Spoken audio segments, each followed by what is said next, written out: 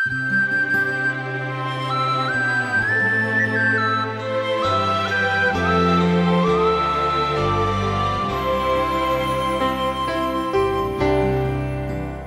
శ్రోతలు, ఈ రోజున మనం 2 దినవృత్తాంతాలు 18, 19 అధ్యాయాలు వినబోతున్నాము. 18వ అధ్యాయం మొదటి వచనం. తనకు ఐశ్వర్యము ఘనత అధికముగా కలిగిన తరువాత యెహోషాపాతు అహాబుతో వియ్యమందాడు. కొన్ని సంవత్సరాలు గతించిన మీదట షోమ్రోనులో ఉండే అహాబు వద్దకు వెళ్ళాడు. అహాబు అతనికి అతని వెంట వచ్చిన వారికి గొప్ప విందు చేశాడు. తనతో కూడా రామోత్ గిలాదు మీదికి వెళ్లడానికి అతణ్ణి ప్రేరేపించాడు. యెహోషాపాతు చేసిన గొప్ప తప్పు అహాబుతో వియ్యమందటం. దుస్సాంగత్యం చెయ్యకూడదు. చెయ్యకూడని యుద్ధాలు చేయడం చివరికి అంతా గొప్ప తప్పైపోయింది. దుష్టుల ఆలోచన చొప్పున నడవడం, పాపుల మార్గాన నిలవడం, అపహాసకులతో కూర్చోవడం అంతా తప్పే. యెహోషాపాతు ఆరంభంలో ఎంత బాగున్నాడో ముగింపులో అంత తప్పటడుగు వేశాడు. దొంగ బోధకుల మాట విన్నాడు. యుద్ధంలోకి దేవుని మాట చొప్పునగాక తప్పుడు సలహాలను బట్టి దూకాడు. అహాబు యెహోషాపాతును అడిగాడు, నీవు నాతో కూడా రామోత్ గిలాదుకు వస్తావా? యెహోషాపాతు అన్నాడు, నేను నీవాణ్ణి, నా జనులు నీ జనులు, మేము నీతో కూడా యుద్ధానికి వస్తాము. అయితే నేడు యెహోవా వద్ద సంగతి విచారణ చేతాము రా. అప్పుడు అహాబు 400 మంది ప్రవక్తలను సమకూర్చి వారిని అడిగాడు, నేను రామోత్ గిలాదు మీదికి యుద్ధానికి పోవాలా మానాలా? ఆ ప్రవక్తలు అన్నారు, వెళ్ళు, దేవుడు రాజు చేతికి దానిని అప్పగిస్తాడు. అయితే యెహోషాపాతు అడిగాడు, మనము విచారణ చెయ్యడానికి వీరు తప్ప యెహోవా ప్రవక్తలలో ఒక్కడైనా ఇక్కడ లేడా? ఇశ్రాయేలు రాజైన అహాబు అన్నాడు, ఇమ్లా కుమారుడైన మీకాయా అనే ఒకడు ఇక్కడ ఉన్నాడు. అయితే అతడు నన్ను గూర్చి మేలు కాదు, కీడే ప్రవచిస్తాడు. నేను వానియందు పగ కలిగి ఉన్నానే, అలా అనవద్దు అని యెహోషాపాతు అహాబును వారించాడు. అహాబు తన పరిచారకులలో ఒకణ్ణి పిలిపించి ఆజ్ఞ ఇచ్చాడు, ఇమ్లా కుమారుడైన మికాయాను శీఘ్రంగా రప్పించు. ఈ ఇద్దరు రాజులు, అహాబు, యెహోషాపాతు, తమ తమ వస్త్రాలు ధరించిన వారై ఊరి గవిని ముందరి బయలునందు తమ తమ సింహాసనములందు కూర్చుండి ఉండగా ప్రవక్తలందరూ వారి ముందర ప్రవచిస్తున్నారు. అప్పుడు కెనయనా కుమారుడైన సిద్కియా ఇనప కొమ్ములు చేయించుకొని వచ్చి ప్రకటించాడు. అన్నాడు, సిరియనులు నిర్మూలమయ్యే వరకు వీటితో నీవు వారిని పొడుస్తావు. యెహోవా వాక్కు. ప్రవక్తలందరూ ఆ ప్రకారంగానే ప్రకటిస్తూ, యెహోవా రామోత్ గిలాదును రాజు చేతికి అప్పగిస్తాడు, దాని మీదికి పోయి జయమొందు అన్నారు. దైవసేవకుల మీదికి ఈ రోజున కూడా ఒత్తిడి వస్తున్నది. దైవసేవకులు అలాంటి ఒత్తిడిని నిరోధించి నిలవాలి, గెలవాలి. దొంగ ప్రవక్తలను పసిగట్టే వివేచన శక్తి మనకుండాలి. ఈ విషయంలో చాలా మెలకువగా ఉండాలి. సిద్కియా ఇనుప కొమ్ములను చూచి మోసపోకండి. దృశ్య శ్రవణ సాధనాలతో ప్రజలను పెడదోవ పట్టించే దొంగ బోధకులున్నారు, జాగ్రత్త. 1 కీర్తన చివరి వచనాలు మననం చేసుకోవలసిన వచనాలు. నీతిమంతుల మార్గం యెహోవాకు తెలుసు, దుష్టుల మార్గం నాశనానికి నడుపుతుంది. మికాయాను పిలవడానికి పోయిన దూత అతణ్ణి కనుగొని అన్నాడు, ప్రవక్తలు రాజు విషయమై ఏకముఖంగా మేలే పలుకుతున్నారు. దయచేసి నీ మాటను వారి మాటలకు అనుకూలపరచి మేలునే ప్రకటించు అన్నాడు. అందుకు మికాయా అన్నాడు, యెహోవా జీవముతోడు, నా దేవుడు సెలవిచ్చినదేదో దానినే ప్రవచిస్తాను. యెహోషాపాతు, అహాబు ఎలా కలిసి ఉన్నారు? యెహోషాపాతు విశ్వాసి, అహాబు అవిశ్వాసి. ఈ ఇద్దరికీ పొత్తేమిటి? అహాబు విగ్రహారాధికుడు. వీరిద్దరి స్నేహానికి కారణాలేమిటి? యెహోరాము యెహోషాపాతు కొడుకు. ఇతడు అహాబు కూతుర్ని అతల్యాను పెళ్లాడాడు. అతల్యాకు తల్లిదండ్రుల పోలికలెక్కువ. అహాబు యెజెబెలుల పెంపకం మంచిది కాదు. అహాబు యెహోషాపాతు కలిసి 2 రాజ్యాలను సమైక్యం చేతామనుకున్నారు. ఇద్దరూ వియ్యమందితే కయ్యముండదులే అనుకున్నారు. కాని అది గొప్ప తప్పు, ఆధ్యాత్మిక నేరం. విశ్వాసికి అవిశ్వాసికి జోడు కుదరదు. యెహోషాపాతు కుమారుడేమిటి, యెజెబెలు కూతుర్ని పెళ్లాడడమేమిటి? అది దావీదీయ గోత్రానికి గొప్ప కీడు. విశ్వాసి అవిశ్వాసిని పెళ్లాడడం సైతాను బోనులో పడడమే. యెహోషాపాతు అహాబు కుమారుడైన అహజ్యాతో కలిసి వ్యాపారం చేశాడు. ఇద్దరూ కలిసి తర్షీషుకు ఓడలను పంపారు. ఆ ఓడల నిండా బంగారము, ధాన్యము రవాణా చేశారు. ఆ ఓడ బద్దలై సముద్రంలో మునిగిపోయింది. ఈ 2 కుటుంబాల చెలిమిని దేవుడు ఆమోదించలేదు. యెహోషాపాతు అహాబుతో కలిసి సైన్య సంబంధమైన ఒడంబడికలు కూడా చేసుకున్నారు. అహాబుకు సిరియాకు పడడం లేదు. అహాబు యెహోషాపాతును తనతో రమ్మంటున్నాడు. రామోత్గిలాదును మనిద్దరం కలిసి ముట్టడిద్దాము అంటున్నారు. యెహోషాపాతును పిలిపించి పెద్ద విందు చేశాడు. దేవుడు యెహోషాపాతుకు శాంతి సమాధానాలిచ్చాడు. గాని అతడిప్పుడు అహాబుతో కలిసి సిరియాతో యుద్ధానికి తలపడుతున్నాడు. యెహోషాపాతు దేవుణ్ణి సంప్రదిద్దాము అంటున్నాడు. అయితే అహాబు బయలు ప్రవక్తలను పిలువనంపాడు. యెహోషాపాతు ఈ బయలు పూజారులను అంగీకరించలేదు. ఈ రోజున సత్యవాక్యాన్ని ప్రకటించినందుకు మంచి బోధకులను ద్వేషించేవారున్నారు.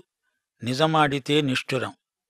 గలతీ పత్రిక 4వ అధ్యాయం 16వ వచనంలో పౌలన్నాడు, నేను మీతో నిజమాడినందుకు మీకు శత్రువునయ్యానా? మికాయా మంచి ప్రవక్త. అతడు దేవుని వాక్యం ఉన్నది ఉన్నట్లు ప్రకటిస్తాడు. అయితే అహాబు బయలు ప్రవక్తలను పిలువనంపాడు. 400 మంది బయలు ప్రవక్తలు. వీరంతా కలిసి అంటున్నారు, రాజా, సిరియాపై దండెత్తి వెళ్ళు. సిద్కియా నాటకీయత ఉట్టిపడేటట్లు ఇనుప కొమ్ములను చూపుతూ, రాజా, నీవు శత్రువును ఈ విధంగా పొడుస్తావు అని ప్రకటిస్తున్నాడు. మిగతా ప్రవక్తలందరూ అతనికి వంత పలుకుతున్నారు. 2 రాజులు సింహాసనాసీనులై ఉన్నారు.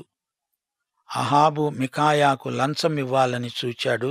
నీవు ఇతర ప్రవక్తలలాగే వారితో ఏకీభవించి పలుకు అంటున్నాడు అహాబు. మికాయా దేవుని పక్షాన నిలిచాడు. రాజు తెచ్చిన ఒత్తిడికి తాను లొంగలేదు. 16వ వచనం. మికాయా దేవుని మాట నిష్కర్షగా చెబుతున్నాడు. కాపరిలేని గొర్రెల వలనే ఇశ్రాయేలు వారందరూ పర్వతముల మీద చెదరిపోవటం చూచాను. వీరికి యజమానుడు లేడని, వీరిలో ప్రతివాడు తన తన ఇంటికి సమాధానముగా పోవాలని యెహోవా సెలవిచ్చాడు. యెహోవా మాట వినండి. యెహోవా తన సింహాసనముపై ఆసీనుడై ఉండడము, పరమండల సైన్యమంతా ఆయన కుడిప్రక్కన ఎడమ ప్రక్కన నిలువబడడము నేను చూచాను. యెహోవా అడుగుతున్నాడు, అహాబు రామోత్గిలాదు మీదికి పోయి పడిపోవునట్లు ఎవరు అతణ్ణి ప్రేరేపిస్తారు? అప్పుడు ఒకడు ఈ విధముగా, మరొకడు ఆ విధముగా ప్రత్యుత్తరమిస్తున్నారు. అప్పుడు ఒక ఆత్మ వచ్చి యెహోవా ఎదుట నిలువబడి, నేను అతణ్ణి ప్రేరేపిస్తాను అని చెప్పగా, యెహోవా దేనిచేత అని ప్రశ్నించాడు. అందుకు ఆ ఆత్మ, నేను బయలుదేరి అతని ప్రవక్తలందరి నోట అబద్ధములాడే ఆత్మగా ఉంటాను అని చెప్పగా, యెహోవా అన్నాడు, నీవతణ్ణి ప్రేరేపించి జయిస్తావు. ఆ ప్రకారముగా చెయ్యి. యెహోవా నీ ప్రవక్తలైన వీరి నోట అబద్ధాలాడే ఆత్మను ఉంచాడు. యెహోవా నీ మీద కీడు పలికించి ఉన్నాడు అని చెప్పాడు. మికాయా ఉపమానం విచిత్రమైనది. దాని భావమిదే, ఈ ప్రవక్తలందరూ పచ్చి అబద్ధికులు. ఈ ప్రవక్తలు నిజం చెప్పటం లేదు. దేవుడు నీకు తీర్పు తీరుస్తాడు. అహాబుకు కోపం వచ్చింది. సిద్కియా వచ్చి మికాయాను చెంపమీద కొట్టాడు. అన్నాడు, నీతో మాట్లాడడానికి యెహోవా ఆత్మ నా వద్ద నుండి ఏ మార్గాన పోయింది? మికాయా అన్నాడు, దాక్కోటానికి నీవు లోపలి గదిలోకి వెళ్లే రోజు దాన్ని తెలుసుకుంటావు. అహాబు ఆజ్ఞ ఇచ్చాడు, నేను సురక్షితంగా తిరిగి వచ్చే వరకు వీణ్ణి చెరలో పెట్టండి, క్లేశాన్న పానములు వీడికి ఇవ్వండి. మికాయా అన్నాడు, నీవే గనుక సురక్షితంగా తిరిగి వస్తే యెహోవా నా ద్వారా పలకనే లేదు. సమస్త జనులారా, మీరిది ఆలకించండి. అహాబు, యెహోషాపాతు ఇద్దరూ రామోత్గిలాదు మీదికి పోయారు. అహాబు మారువేషం వేసుకున్నాడు. యెహోషాపాతు రాజవస్త్రాలు ధరించి ఉన్నాడు. సిరియా రాజు ఆజ్ఞ ఇచ్చాడు, మీరు అహాబుతోనే యుద్ధం చెయ్యాలి, మరెవరితోనూ కాదు. యెహోషాపాతును చూచి రథాధిపతులు అతడే అహాబ్ అనుకున్నారు. అయితే యెహోషాపాతు మొర్రపెట్టినందున దేవుడతనికి సహాయం చేశాడు. దేవుడు అతని యొద్ద నుండి వారు తొలగిపోయేటట్లుగా చేశాడు. అతడు ఇశ్రాయేలు రాజు కాడని తెలుసుకొని వారు అతణ్ణి తరమటం మాని తిరిగిపోయారు. అప్పుడు ఒకడు గురి చూడకుండా తన వింటిని ఎక్కుపెట్టి అహాబు రాజును అతని కవచపు బందుల సందున కొట్టగా అతడన్నాడు, నాకు గాయం తగిలింది, సారథి, నీ చెయ్యి తిప్పి దండులో నుండి నన్ను తీసుకొని పో. ఆ రోజున యుద్ధం ప్రబలమైంది. అయినా అహాబు అస్తమయము వరకు సిరియనులకు ఎదురుగా తన రథమందు నిలిచాడు. పొద్దుగుంకే వేళ అతడు చనిపోయాడు. అహాబు గొప్ప వంచకుడు. తాను మారువేషంలో ఉండి యెహోషాపాతును ప్రమాదానికి గురిచేశాడు. అయినా దేవుడు యెహోషాపాతును కాపాడాడు. అహాబు హతమయ్యాడు. మికాయా ప్రవచనం నెరవేరింది. యెహోషాపాతు క్షేమంగా ఉన్నాడు. ఈ అనుభవంతో అతనికి తెలివి వచ్చింది.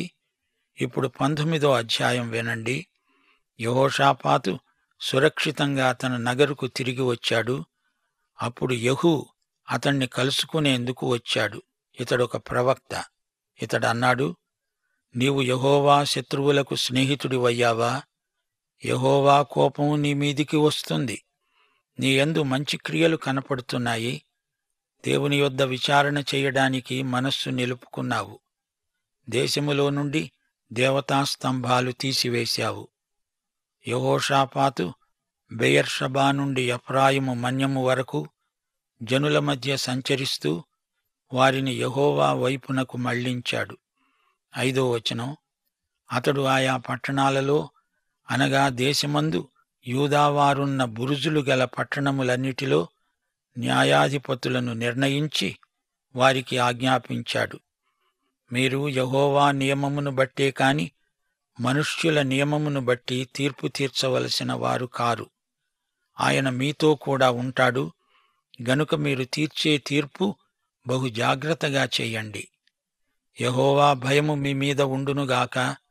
హెచ్చరికగా ఉండి తీర్పు తీర్చండి. మన దేవుడైన యెహోవాయందు దౌష్ట్యము లేదు. ఆయన పక్షపాతి కాడు. యెహోషాపాతు న్యాయం జరిగించడానికి, సందేహాంశములను పరిష్కరించడానికి లేవీయులను, యాజకులను, పెద్దలను నియమించాడు, ఆజ్ఞాపించాడు.